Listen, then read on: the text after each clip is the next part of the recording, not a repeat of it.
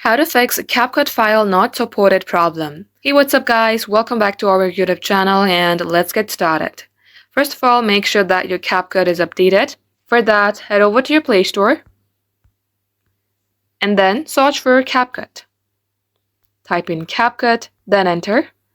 Now, if you see update here, you have to tap on update and update your app. Once it is so, head over to your settings. Scroll all the way below until you see the option of apps.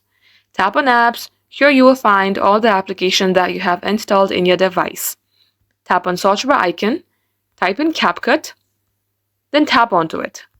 Tap on storage, clear the cache, and you also have to delete the data. Tap on clear data, read all these, tap on delete. Come back onto app info page, tap on force stop, then OK. Likewise, tap on set as default, untoggle this button. Come back, tap on permissions, give all the permissions like microphone, photos and videos. Once it is so, restart your device, open your CapCut, make sure that you are only editing the files that CapCut supports, like a video file.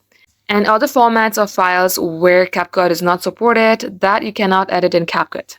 That is all for today guys. Thank you all for watching. We will catch you up in our next upload.